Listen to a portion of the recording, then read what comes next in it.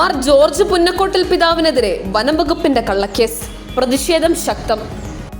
ആലുവ മൂന്നാർ രാജപാതയുമായി ബന്ധപ്പെട്ട് കഴിഞ്ഞ ഞായറാഴ്ച നടത്തിയ ജനമുന്നേറ്റ യാത്രയിൽ പങ്കെടുത്ത കോതമംഗലം രൂപത മുൻ അധ്യക്ഷൻ മാർ ജോർജ് പുന്നക്കോട്ടിൽ ഉൾപ്പെടെയുള്ളവർക്കെതിരെ വനംവകുപ്പ് കേസ് രജിസ്റ്റർ ചെയ്തു. ഭരണഘടനയോടുള്ള വെല്ലുവിളിയാണ് ഇത് എന്ന് കോതമംഗലം രൂപത അധ്യക്ഷൻ മാർ ജോർജ് മടത്തിക്കണ്ടത്തിൽ പ്രസ്താവിച്ചു.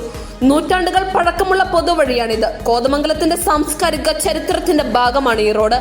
വനംവകുപ്പിന് യാതൊരു അവകാശമില്ലാത്ത ഈ റോഡിലൂടെയുള്ള സഞ്ചാര സ്വാതന്ത്ര്യം തടയുകയും ഈ വഴിയിലൂടെ യാത്ര ചെയ്ത ജനപ്രതിനിധികൾ, മതനേതാക്കന്മാർ, പൊതുപ്രവർത്തകർ തുടങ്ങിയവരെ കേസിൽ കുടുക്കി ജനശബ്ദമില്ലാതാക്കാനുള്ള വനംവകുപ്പിന്റെയും പരിസ്ഥിതിവാദികളുടെയും ഗൂഢാലോചനയാണ് ഈ കേസ്. കഴിഞ്ഞ ഞായറാഴ്ചയാണ് പൂയംകുട്ടിയിൽ നിന്ന് ആലുവ മൂന്നാർ രാജപാതയിലൂടെ ജനമുന്നേറ്റ യാത്ര നടത്തിയത്.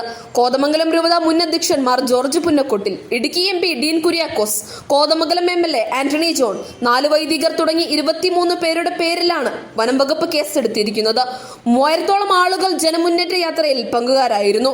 ബ്രിട്ടീഷ് ഭരണകാലത്ത് നിർമ്മിക്കപ്പെട്ട ആലുവ മൂന്നാർ രാജപാത ജനങ്ങൾക്ക് തുറന്നു നൽകണമെന്ന് ആവശ്യപ്പെട്ടുകൊണ്ടായിരുന്നു ജനമുന്നേറ്റ യാത്ര.